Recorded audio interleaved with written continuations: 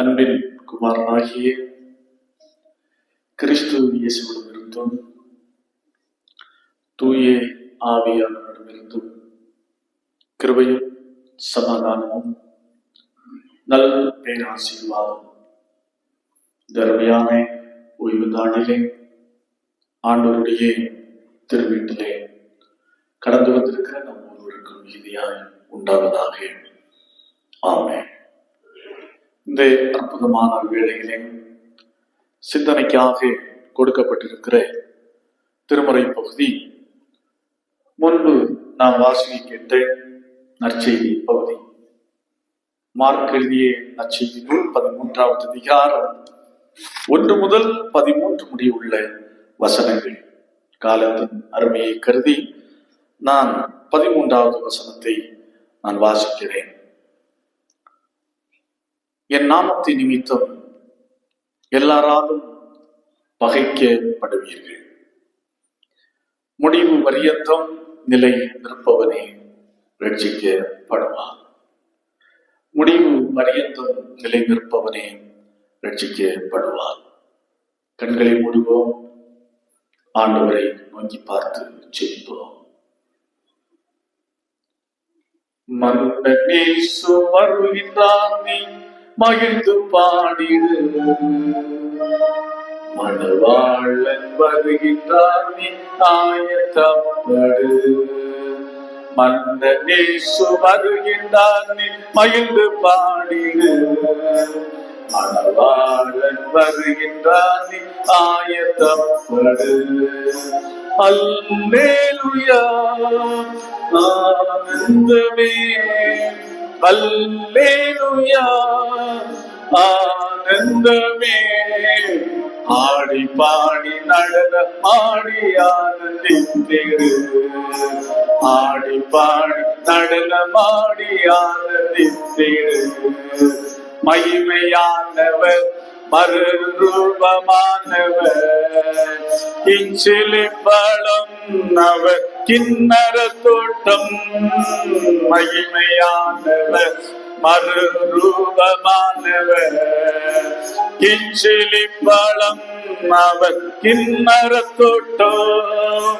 Lily புஷ்பமே சாரோனின் ரோஜாவே, லீலி புஷ்பமே சாரோனின் ரோஜாவே. மென்மையானவர் மகா மேன்மையுள்ளவர், மென்மையானவர் மகா மேன்மையுள்ளவர். அல்லேலூயா ஆனந்தமே, அல்லேலூயா ஆனந்தமே. ஆடி பாடி நடனமாடி ஆனந்தித்திடு. ஆடி பாடி நடனமாடி ஆனந்தித்திடு. மன்னன் இயேசு வருகின்றார், நீ மகிழ்ந்து பாடிடு. மணவாளன் வருகின்றார், நீ ஆயத்தப்படு. மன்னன் இயேசு வருகின்றார், நீ மகிழ்ந்து பாடிடு.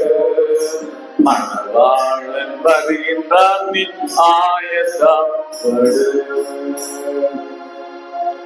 அதை சீக்கிரமாய் வரப்போகிறேன் எங்கள் அன்பின் தெய்வமே. இதோ உம்முடைய வார்த்தைகளை சிந்திக்க நாங்கள் ஆயத்தப்படுகிறோம்.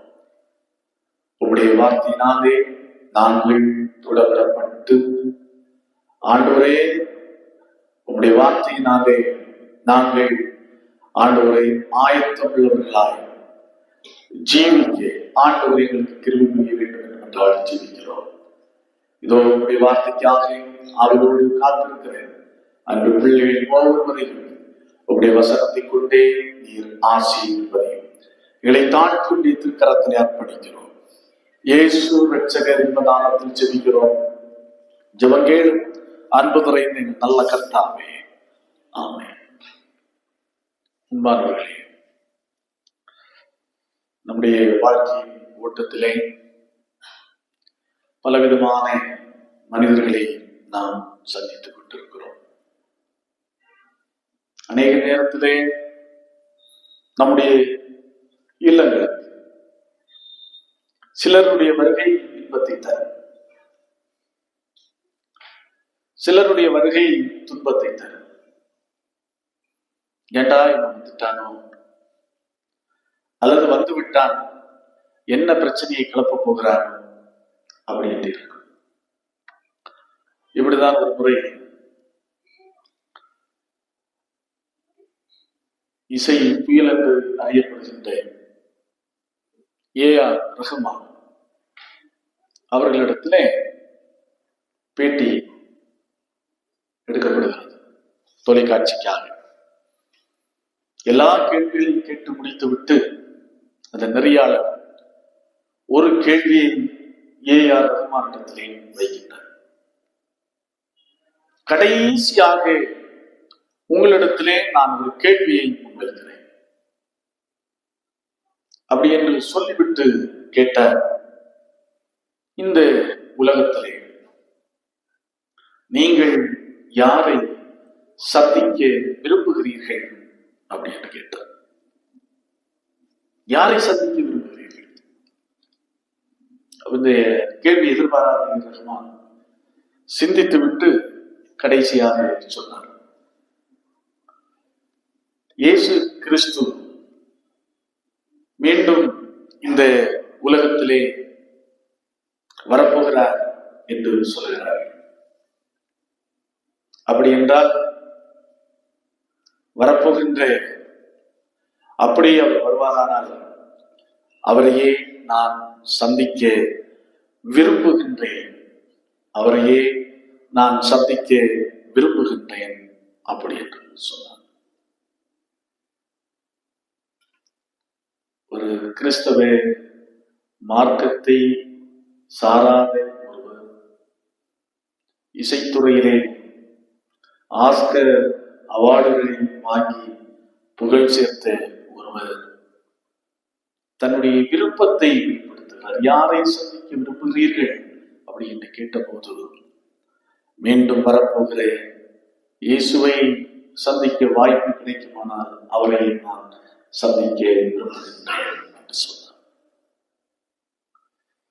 காலாகாலமாய்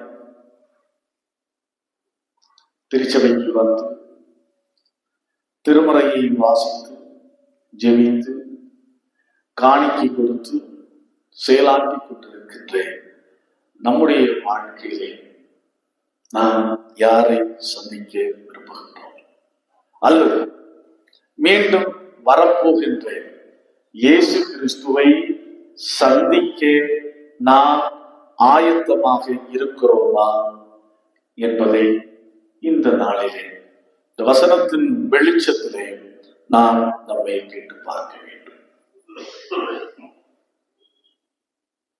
அவருடைய வருகை ஒரு கடைசி காலம். அப்போ நாம் எப்படிப்பட்டவர்களாக இருக்க வேண்டும் என்பதை தான் இந்த நாளுக்குரிய திருமறை பகுதி மிக தெளிவாக சொல்கிறது. இதோ 2000 இயேசு கிறிஸ்து வரப்போகிறார் என்று உறக்க பிரசங்கித்த பிரசங்கி மார்களுடைய குரல்கள் எல்லாம் அப்படியே அடங்கி போய்விட்டது. காரணம் என்னவென்று சொன்னால், இயேசு கிறிஸ்து என்ன செய்யவில்லை, வரவில்லை.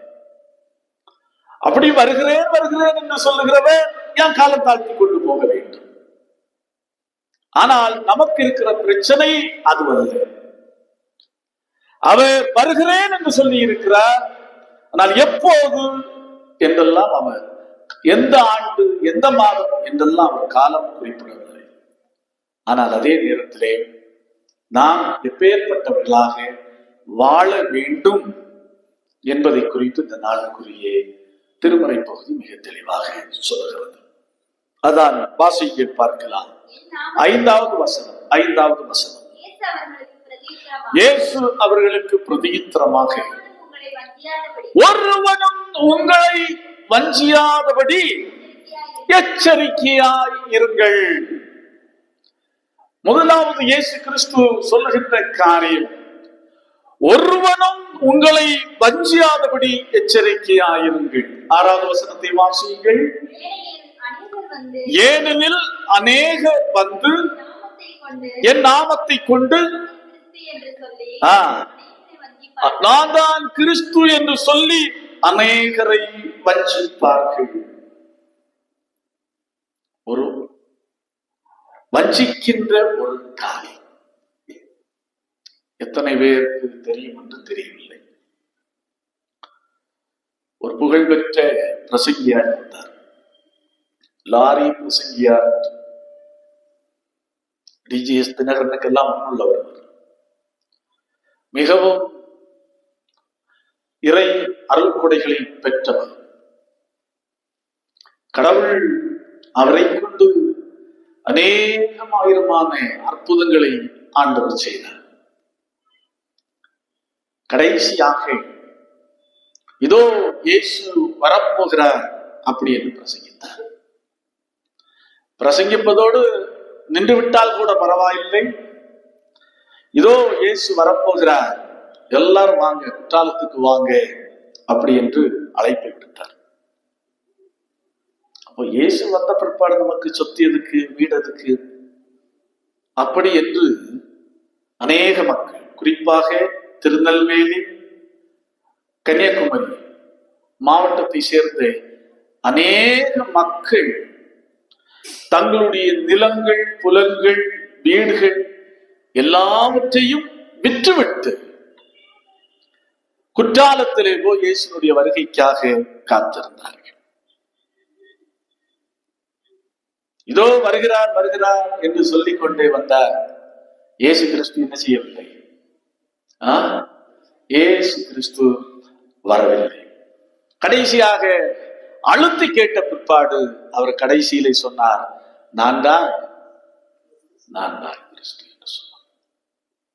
அதான் இயேசு கிறிஸ்து அன்றைக்கே எச்சரித்திருக்கிறார்கள். அன்றைக்கே எச்சரித்திருக்கிறார், மிக மிக தெளிவாக எச்சரித்திருக்கிறார். ஒருவரும் உங்களை வஞ்சியாதபடிக்கு நீங்கள் எச்சரிக்கையாயிருங்கள் அப்படின்னு சொல்லியிருக்கிறார். அப்போ எவ்வளவு ஜாக்கிரதையாய், எவ்வளவு விழிப்பாய் நாம் இருக்க வேண்டும் என்பதை இயேசு கற்றுத் தருகிறார்.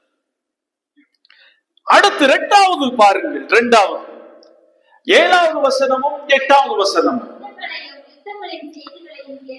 யுத்தங்களையும் யுத்தங்களின் செய்திகளையும் கேள்விப்படும் போது கலங்காதையுங்கள், ஆனாலும் முடிவு உடனே வராது. ஜனத்துக்கு விரோதமாய் ஜனமும், ராஜ்யத்துக்கு விரோதமாய் ராஜ்யமும் எழும்பும். பூமி அதிர்ச்சிகளும் பல இடங்களில் உண்டாகும். பாருங்க, அடுத்தது சொல்லுகிறார், யுத்தங்கள் வரும், பூமி அதிர்ச்சிகள் வரும், ஆனாலும் என்ன வராது? முடிவு உடனே வராது. இந்த யுத்தங்கள் உலகத்தின் ஒரு புறத்திலே நடைபெற்றுக் கொண்டுதான் இருக்கின்றன. இன்றைக்கு இஸ்ரேல் வார் வந்து மிக தீவிரமாக நடைபெற்றுக் கொண்டிருக்கிறது. அதே போல உக்ரைன் வார் மிக தீவிரமாக நடைபெற்றுக் கொண்டிருக்கிறது. எச்சரிக்கிறார், இதெல்லாம் ஒரு அடையாளங்கள், இதெல்லாம் ஒரு அடையாளங்கள், இதெல்லாம் ஒரு எச்சரிப்பு. எதற்கு? நான் வரப்போகிற இயேசு கிறிஸ்து மீண்டும் வருவார் என்பதற்கான ஒரு அடையாளங்கள். அதை பார்த்து உடனே நீங்கள் குறித்து விடாதீர்கள், ஆனால் முடிவு உடனே என்ன செய்யாது? வராது அப்படின்னு சொல்லுகிறார். அடுத்ததாக பூமி அதிர்ச்சிகள் அப்படின்னு சொல்லுகிறார். பூமி அதிர்ச்சிகள் கோடைக்கானலில் மட்டும் 1970 ஆண்டிலிருந்து இதுவரைக்கும் 5 முறை நில அதிர்வு ஏற்பட்டது என்று சொல்லுகிறார். அது யாரு என்று பகுதியெல்லாம் எனக்கு தெரியாது, வாழ்ந்து கொண்டிருக்கிறவர்கள் நீங்கள். இப்போ அண்மையில கூட கிளாமரை என்ற பகுதியிலே என்ன உண்டாயிற்று? நில வெடிப்பு உண்டாயிற்று, நில வெடிப்பு உண்டாயிற்று. அங்க போய் புயலாளர்கள் எல்லாம் ஆராய்ந்து கொண்டிருக்கிறார்கள். இது எதனால்? அதே போல அண்மையிலே ஏற்பட்ட நிலைச்சரிவு, வயநாடு, கேரளாவில் உள்ள வயநாடு பகுதியிலே ஏற்பட்ட நிலைச்சரிவு, அநேக மக்கள், நூற்றுக்கணக்கான மக்கள் ஒரே இரவிலே நிலத்துக்குள்ளே புதைந்து போனார்கள். இதெல்லாம் ஆகையினால் நான் சொல்லுகிறார், யுத்தங்களை குறித்தும் பூமி அதிர்ச்சிகளை குறித்தும் கலகங்களை குறித்தும் நீங்கள் எல்லாமே கேள்விப்படுவீர்கள். ஆனாலும் என்ன செய்யாது, முடிவு உடனே வராது. ஆனால் ஒன்றை புரிந்து கொள்ள வேண்டும், இவைகளெல்லாம் அடையாளங்கள். அவருடைய வருகை நெருங்கிக் கொண்டிருக்கிறது என்பதற்கான அடையாளங்கள் என்ற உண்மையை நாம் புரிந்து கொள்ள வேண்டும். மூன்றாவது பாருங்கள், 9வது வசனத்தை வாசிங்க.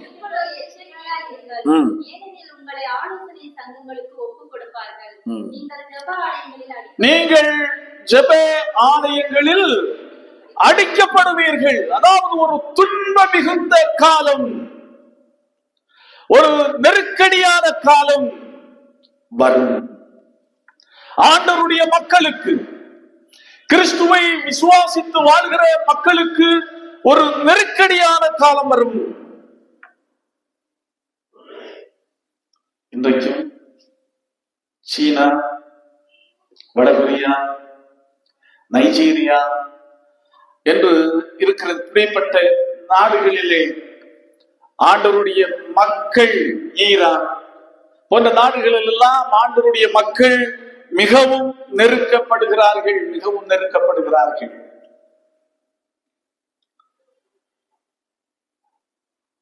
ISIS என்ற ஒரு தீவிரவாத குழு கொஞ்சம் முன்பாகத்தான் ஈராக்கில் எல்லாம் போன்ற தேசங்கள் எல்லாம் கொஞ்சம் அட்டூழியம் பண்ணி கொண்டிருந்தது. ஆலயத்திலே போனார்கள், மக்களை பிடித்தார்கள். இயேசு இல்லை என்று சொல்லும் உன்னை விட்டு விடுகிறோம். ஆனால் ஒரு ஆலயத்திற்குள் எதை மாறி போகிறார்கள். ஒரு தாயும் 2 பிள்ளைகள் மாத்திரமே இருக்கிறார்கள். மீது எல்லாரும் ஓடி போகிறார்கள். தாயை பிடித்து கழுத்தை அறுக்கிறார்கள். எப்படி இருக்கும் என்று எண்ணிப்பார்கள். பிள்ளைகள் பயந்து ஒரே ஓட்டமா ஓடிவிட்டார்கள்.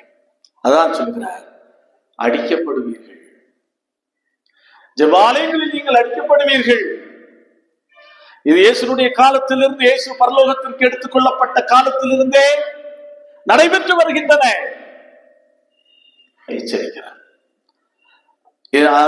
அடுத்து சொல்லுகிறார் 13வது வசனத்திலே, என் நாமத்தின் நிமித்தம் எல்லாராலும் நீங்கள் பகைக்கப்படுவீர்கள். இதெல்லாம் துன்பங்கள் உண்டாகும். இதெல்லாம் முடிவுக்கான அடையாளம். ஆனால் இயேசு எப்போ வருவான் என்று நாம் யூகித்துக் கொண்டிருக்க வேண்டிய அவசியம் இல்லை. வேதம் மிக தெளிவாக சொல்லுகிறது. அப்போஸ்தலனாகிய பேதுரு மிக அருமையாக சொல்லுகிறார். 2 பேதுரு 3வது அதிகாரம் 8வது வசனம். ஒரு நாள் அவருக்கு எப்படி இருக்கிறது? 1000 வருஷம் போலவும் 1000 ஆண்டுகள் ஒரு நாள் போலவும் இருக்கிறது. பவுலடிகளார் பிலிப்பு திருச்சபைக்கு சொல்லும் போது மிக அருமையாக சொல்லுகிறார். 3வது அதிகாரம் 20வது வசனம். நம்முடைய குடியிருப்பு பரலோகத்தில் இருக்கிறது. அங்கிருந்து கர்த்தராகிய இயேசு கிறிஸ்து என்ற இரட்சகர் வர நாம் என்ன செய்திருக்கிறோம்? காத்திருக்கிறோம். ஓகேயா? அடையாளங்கள் எல்லாம் ஓகே, நன்றாகத்தான் சொல்லி இருக்கிறீர்கள். அப்போ நாங்க என்ன செய்யணும்? அதான் நமக்குள்ள கேள்வி. நம்முடைய கடமை என்ன? அது மிக முக்கியமான ஒரு காரியம். அப்போ ஒன்று, இன்றைக்கு வாசித்து கேட்ட திருமறை பகுதி, பழைய ஏற்பாட்டு பகுதியிலே 12 தானியேல் 12வது அதிகாரம் 1வது வசனம். உன் ஜனத்தின் புத்திரருக்காக நிற்கிற பெரிய அதிபதியாக மிகாவேல் காலத்திலே எழும்புவான். யாதொரு ஜாதியார் தோன்றினது முதலான அக்காலம் மட்டும் உண்டாயிராத ஆபத்து காலம் வரும். அக்காலத்திலே புஸ்தகத்தில் எழுதியிருக்கிறவர்களாக அனைவரும் விடுவிக்கப்படுவார்கள். அப்ப யார் விடுவிக்கப்படுவார்கள்? யார் விடுவிக்கப்படுவார்கள்? புஸ்தகத்திலே யார் யாருடைய பெயர்கள் பதிவு செய்யப்பட்டிருக்கிறதோ அவர்கள் அனைவரும் விடுவிக்கப்படுவார்கள். ஜீவ புஸ்தகத்திலே யார் யாருடைய பெயர்கள் பதிவு செய்யப்பட்டிருக்கிறதோ அவர்கள் அனைவரும் விடுவிக்கப்படுவார்கள். ஜீவ புஸ்தகத்திலே நம்முடைய பெயர் பதிவு செய்யப்பட்டது.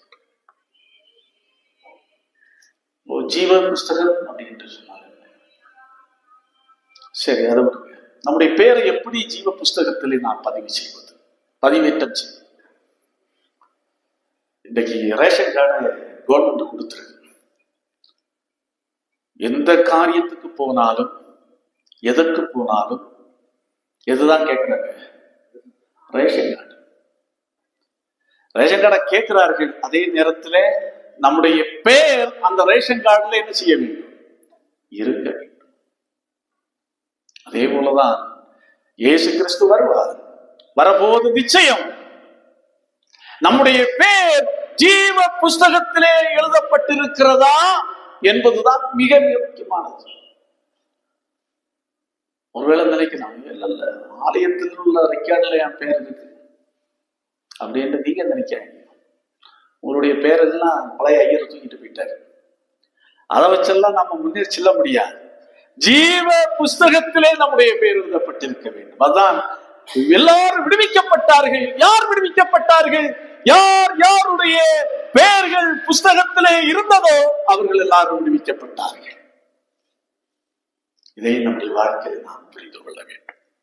அப்போ அடுத்த மிக முக்கியமான காரியம், அப்போ ஜீவ புஸ்தகத்திலே நம்முடைய பெயர் எழுதப்பட வேண்டும் என்று சொன்னால் நாம் என்ன செய்ய வேண்டும்? ஆயத்தத்தோடு விழிப்போடு நாம் வாழ வேண்டும். இது முதற் காரியம். அடுத்ததாக எல்லா ஜனங்களுக்கும் சுவிசேஷத்தை நாம் பிரசங்கிக்க வேண்டும். எல்லா ஜனத்துக்கும் சுவிசேஷத்தை நாம் பிரசங்கிக்க வேண்டும். அதான் இந்த நாளுக்குரிய திருமறை பகுதி நமக்கு சொல்கிறது. அவர் எப்போ வருவார், எந்த ஆண்டு வருவார், எந்த மாதம் வருவார், அதெல்லாம் பற்றி நாம் சிந்திக்க வேண்டிய அவசியம் இல்லை.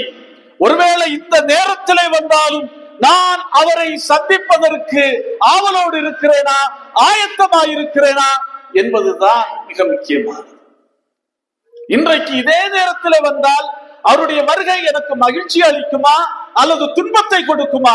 ஐயோ வந்து விட்டாரே, நான் ஆயத்தப்படுவதற்கு முன்பாக இவர் வந்து விட்டாரே என்று சொல்லக்கூடிய நிலையில இருக்குமா என்பதை நாம் கேட்டு பார்க்க வேண்டும். இப்ப விழிப்பாக இருக்கணும்.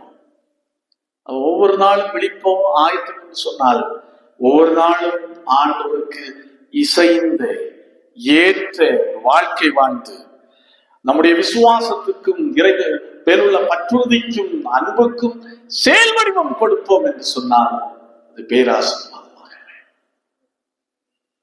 ஆம், கிறிஸ்து இயேசுவுக்குள் அன்பானவர்களே, 2024 ஆண்டின் ஒரு வருகை காலத்திற்குள்ளாக நாம் பிரவேசிக்க இருக்கிறோம். ஆகவே நம்மை நாம் சீர்தூக்கி பார்ப்போம். 2வது வருகைக்கு நம்மை ஆயத்தப்படுத்திக் கொள்ளவும், முதல் வருகையை நினைவு கூர்ந்து கொண்டாடி மகிழ்வதற்கான ஒரு காலம். அந்த காலத்திற்குள்ளே இன்னும் ஒரு வாரத்துக்குள்ளே நாம் பிரவேசிக்க இருக்கிறோம். அப்படி என்றால் என்னுடைய வாழ்க்கையிலே நான் எந்த அளவுக்கு ஆயத்தம் உள்ளவனாய் நான் வாழ்ந்து கொண்டிருக்கிறேன்? நிச்சயமாய் என்னுடைய பெயர் ஜீவ புஸ்தகத்திலே எழுதப்படக்கூடிய அளவுக்கு என்னுடைய வாழ்க்கை அமைந்திருக்கிறதா? என்னுடைய விசுவாசத்துக்கு, இறை விசுவாசத்துக்கும் அன்புக்கும் என்னுடைய வாழ்க்கையிலே நான் செயல் வடிவம் கொடுக்கிறேனா என்பதை சிந்தித்து பார்த்து நம்மை ஆண்டவருடைய கரங்களிலே அர்ப்பணித்து இந்த இடத்தை விட்டு கடந்து செல்வோம். ஒவ்வொரு நாளும் அவருடைய வருகையை எதிர்நோக்கி நாம் வாழ்வோம். ஆண்டவர் தாமே இந்த வார்த்தைகளை கொண்டு நம் ஒவ்வொருவரையும் ஆசீர்வதிப்பாராக. ஆமென். எல்லாவற்றுக்கும் மேலான தெய்வ சமாதானம் உங்கள் இருதயங்களையும் சுமங்களையும் கிறிஸ்து இயேசுவின் நாமத்தில் காத்துக் கொள்வதாக. ஆமென்.